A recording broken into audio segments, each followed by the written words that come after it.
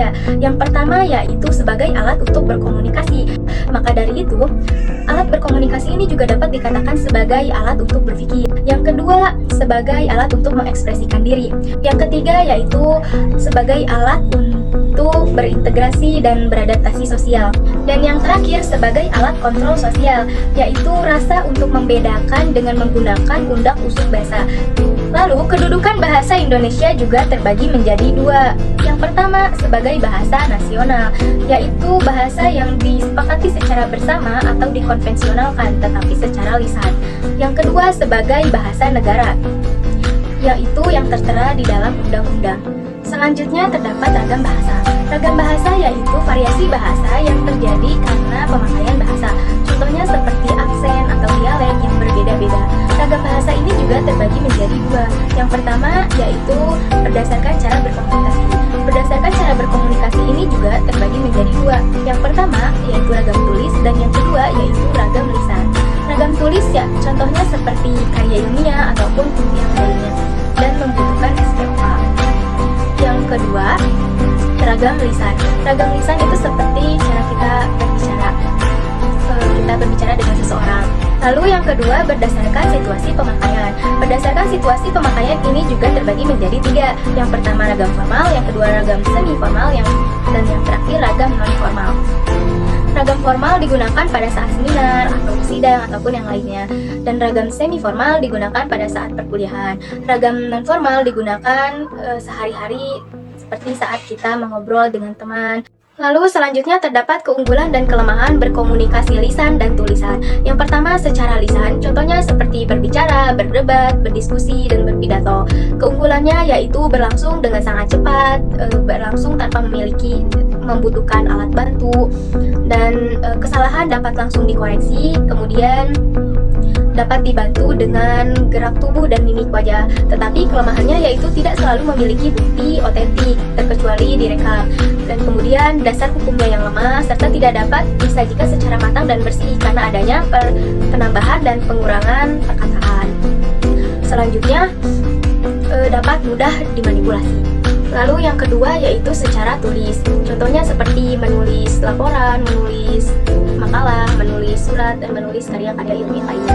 Keunggulannya yaitu memiliki bukti autentik dan memiliki bukti dasar yang kuat. Kemudian dapat disajikan secara matang dan bersih. Lalu sulit dimanipulasi. Sementara kelemahannya yaitu berlangsung dengan sangat lambat, kesalahan tidak dapat langsung dikoreksi, lalu tidak dapat dibantu dengan gerak tubuh dan mimik wajah. Kemudian selalu memakai alat bantu. Lalu yang terakhir terdapat contoh pemakaian ragam non-formal dan ragam formal. Ragam non-formal dan ragam formal ini juga terbagi menjadi dua, yaitu secara lisan dan secara tulis. Ragam non-formal secara lisan dipakai untuk berbicara sehari-hari, bercerita, mengobrol, dan membeli makanan. Sedangkan ragam formalnya dipakai untuk berpidato, berdiskusi formal, berdebat ilmiah, berdebat resmi, berceramah ilmiah. Sedangkan ragam non-formal tulis itu digunakan untuk menulis surat kepada kerabat, menulis curahan hati di media sosial, menulis pesan singkat, dan menulis catatan harian. Dan ragam formal tulis itu digunakan untuk menulis surat, menulis makalah atau artikel, menulis proposal, dan menulis laporan formal, serta menulis karya-karya ilmiah lainnya. Yang pertama yaitu ada pengertian dari membaca. Membaca adalah sebuah proses yang digunakan untuk memperoleh pesan yang hendak disampaikan oleh penulis. Kemudian ada tujuan membaca. Tujuan membaca yaitu untuk memperoleh informasi dan untuk memahami makna sebuah bacaan. Selanjutnya terdapat teknik peningkatan kecepatan dalam membaca. Yang pertama yaitu membaca dengan diam. Karena bagi sebagian orang, membaca dengan diam akan meningkatkan fokus mereka dalam memahami isi bacaan tersebut. Yang kedua adalah membaca dengan konsentrasi. Selanjutnya membaca dengan memperluas jangkauan mata. Selanjutnya membaca dengan menyapu dari atas ke bawah dan membaca dengan perkelompok kata. Selanjutnya membaca dengan memahami kata kuncinya. Ini supaya kita memahami isi bacaan tersebut. Kemudian membaca tanpa mengulang-ulang kata. Terkadang membaca dengan mengulang-ulang kata akan mengurangi fokus kita karena kita akan fokus terhadap kata-kata tersebut. Lalu membaca tanpa berhenti di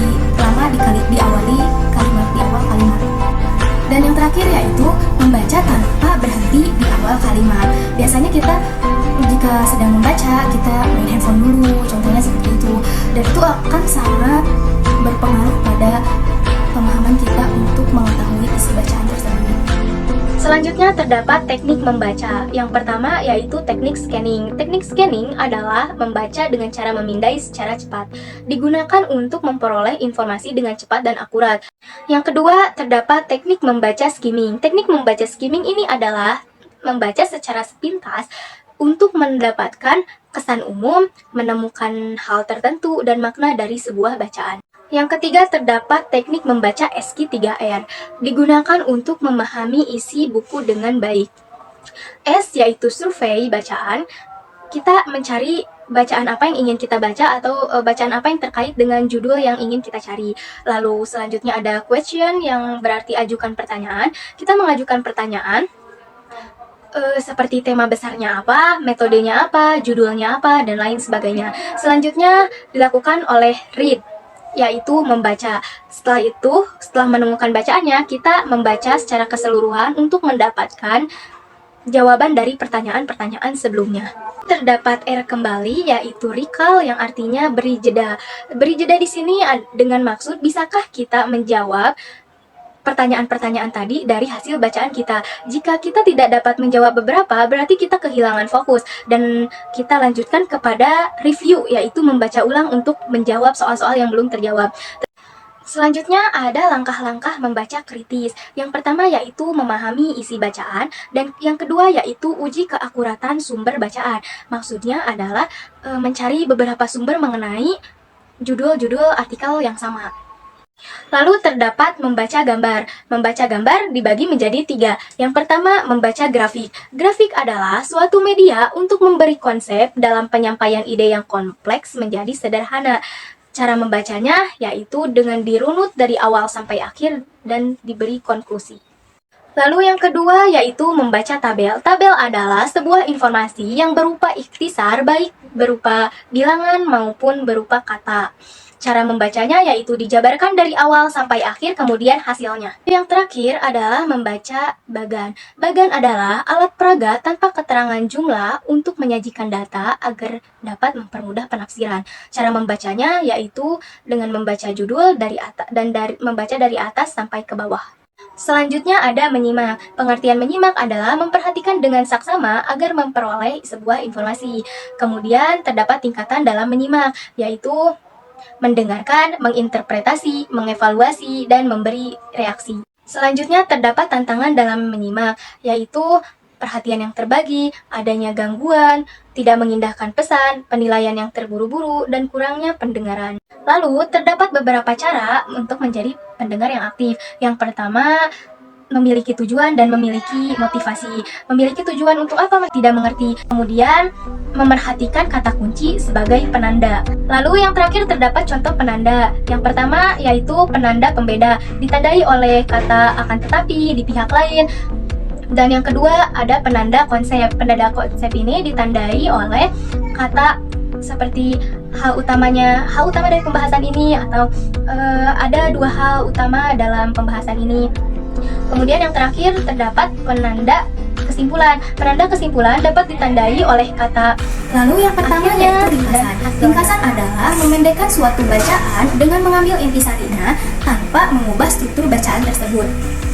Tujuannya untuk membantu pembaca mengetahui isi buku tebal atau karangan yang panjang dalam waktu singkat. Selanjutnya terdapat langkah-langkah membuat ringkasan. Yang pertama yaitu membaca naskah aslinya. Yang kedua yaitu mencatat gagasan utamanya. Lalu terakhir menyusun kembali gagasan utama dengan struktur yang benar dan mempertahankan bahasa atau sudut pandang pengarang. Kedua yaitu ikhtisar. Ikhtisar adalah memendekkan suatu bacaan dengan mengambil intisarinya tanpa terikat oleh suatu bacaan tersebut. Lalu tujuannya sama seperti ringkasan, yaitu membantu pembaca untuk memahami isi buku yang tebal atau karangan yang panjang dalam waktu singkat. Kemudian bentuk ikhtisar. Ikhtisar dapat berupa kalimat, kerangka, ataupun bagan. Dan selanjutnya langkah membuat ikhtisar sama seperti langkah membuat ringkasan, namun yang membedakannya adalah cara penyusunan kembali gagasan utamanya, yaitu tanpa terikat pada struktur wacana bacaan. Namun gagasan pengarang masih tetap harus dipertahankan. Yang ketiga yaitu resensi. Resensi adalah karangan yang berisi penilaian terhadap suatu karya tulis seseorang. Tujuan dari resensi yaitu memotivasi pembaca agar membaca naskah asli, kemudian memberikan kritik kepada pengarang, kemudian menjadikan penghubung atau sarana yang menghubungkan apa yang ingin disampaikan pengarang kepada penulis, kemudian memberi informasi. Kemudian terdapat unsur-unsur resensi. Yang pertama terdapat identitas buku, yang kedua jenis buku, yang ketiga tujuan pengarang buku tersebut, dan yang terakhir keunggulan dan kelemahan dari buku yang dibaca tersebut. Lalu selanjutnya terdapat langkah-langkah membuat resensi. Yang pertama yaitu membaca dengan cermat, yang kedua menuliskan informasi penting, lalu menuliskan kelemahan dan kelebihan dari bacaan tersebut. Kemudian bandingkan dengan buku-buku lainnya supaya kita mengetahui apa sih kelemahan dan kelebihan buku tersebut. Kemudian yang terakhir dibuat dalam bentuk ikhtisar dan ringkasan. Lalu yang terakhir terdapat kriteria dari seorang resentator. Yang pertama, penilaiannya harus jujur. Yang kedua, penilaiannya harus bersifat objektif. Kemudian pengetahuannya yang luas mengenai isi bacaan yang akan dia baca. Kemudian yang terakhir menggunakan diksi atau pilihan kata yang tepat. Nah, diksi adalah hasil dari proses pemilihan kata tertentu dalam sebuah kalimat, alinea, ataupun paragraf. Kemudian, diksi dapat dilakukan bila terjadi jumlah kata yang artinya hampir sama atau berkemiripan. Seperti contohnya kata mati, kata wafat, kata meninggal, dan kata gugur. Itu kata-kata tersebut digunakan dalam kalimat-kalimat khusus. Selanjutnya ada syarat ketepatan dalam pemilihan. Yang pertama yaitu konotasi dan denotasi. Konotasi adalah makna yang sebenarnya, sedangkan denotasi adalah makna yang bukan sebenarnya. Yang kedua ada sinonim. Sinonim adalah persamaan kata. Kemudian kata-kata yang mirip seperti insentif dan intensif. Mereka katanya mirip tetapi memiliki arti yang berbeda. Contoh halnya koperasi dan korporasi juga, dan masih banyak lainnya. Kemudian kata-kata abstrak seperti keadilan, kebijakan, kebijaksanaan. Kemudian kata-kata penghubung yang berpasangan. Seperti contohnya, contoh pasangan yang salah adalah antara dan dengan. Pasangan yang benar adalah antara dan, seperti antara hak dan kewajiban, bukan antara hak dengan kewajiban. Itu adalah kata yang salah. Lalu yang terakhir ada kata umum dan kata khusus. Kata umum misalnya seperti melihat, dan kata khususnya melotot, mengintai, dan lain sebagainya.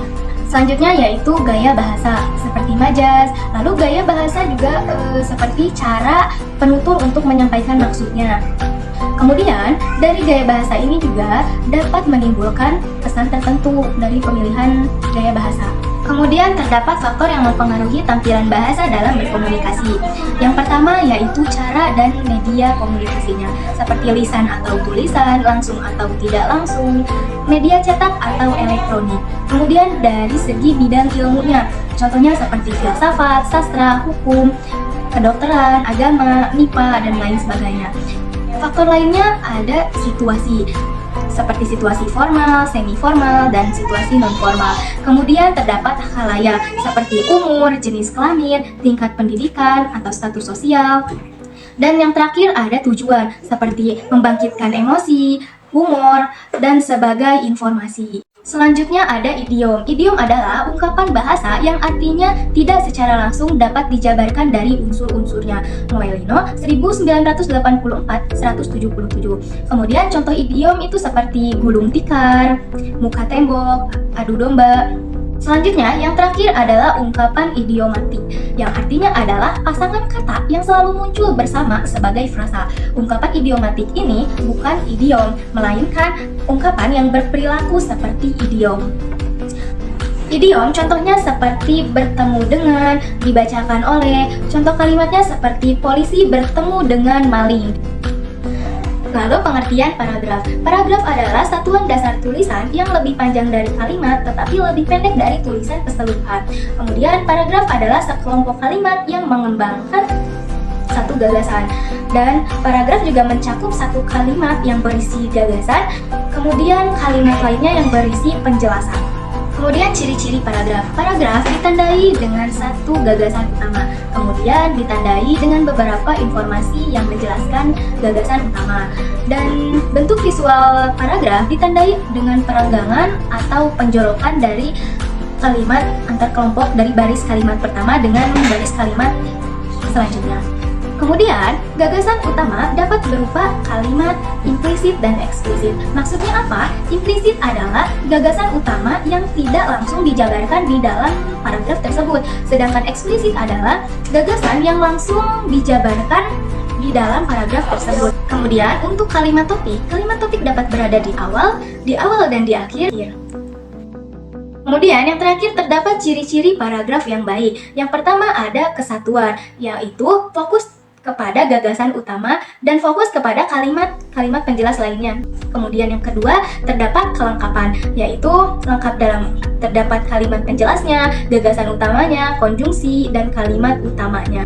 Kemudian yang terakhir terdapat kepaduan, yaitu terdapat kata kunci, kata ganti, dan kata transisi. Nah, terdapat pengertian dari karya ilmiah. Karya ilmiah adalah hasil karya yang diperoleh dari kegiatan menulis dengan menerapkan konvensi ilmiah. Selanjutnya, fungsi dari karya ilmiah itu sendiri yaitu sebagai sarana untuk mengembangkan ilmu pengetahuan, teknologi, dan seni. Kemudian sebagai penjelasan hal-hal yang awalnya tidak kita ketahui. Kemudian sebagai ramalan untuk mengantisipasi hal-hal yang akan terjadi di masa depan. Yang terakhir sebagai kontrol, mengawasi dan mengontrol hal-hal benar atau tidaknya suatu pernyataan. Lalu terdapat sifat karya ilmiah, kata ganti, dan kata transisi. Nah, terdapat pengertian dari karya ilmiah. Karya ilmiah adalah hasil karya yang diperoleh dari kegiatan menulis dengan menerapkan konvensi ilmiah. Selanjutnya, fungsi dari karya ilmiah itu sendiri yaitu sebagai sarana untuk mengembangkan ilmu pengetahuan, teknologi, dan seni. Kemudian sebagai penjelasan hal-hal yang awalnya tidak kita ketahui. Kemudian sebagai ramalan untuk mengantisipasi hal-hal yang akan terjadi di masa depan. Yang terakhir sebagai kontrol, mengawasi dan mengontrol hal-hal benar atau tidaknya suatu pernyataan. Lalu terdapat sifat karya ilmiah. Yang pertama yaitu jujur, yang kedua bebas prasangka atau bebas dari data-data manipulatif, yang ketiga objektif, dan yang keempat prinsip analis yaitu hubungan sebab dan akibat, yang terakhir bersifat formal. Kemudian, karya tulis ilmiah dapat bernilai baik jika isi, bentuk, dan bahasanya diperhatikan dengan sangat baik. Kemudian, yang terakhir terdapat beberapa aspek penting dalam penulisan karya ilmiah. Yang pertama, terdapat tata tulisnya. Tata tulis berupa huruf, angka, dan huruf kapital. Kemudian, bahannya. Bahannya terbuat dari kertas HPS putih ukuran A4 dan luarnya dijilid. Kemudian terdapat pembatas setiap babnya. Kemudian yang terakhir perwajahannya, yaitu penataan dan penyusunan suatu bacaan, suatu karya ilmiah tersebut. Nah, baik, materi dari awal sampai akhir telah selesai. Semua materi itu tujuannya agar memudahkan kita dalam membuat karya ilmiah menjadi suatu karya yang baik dan benar.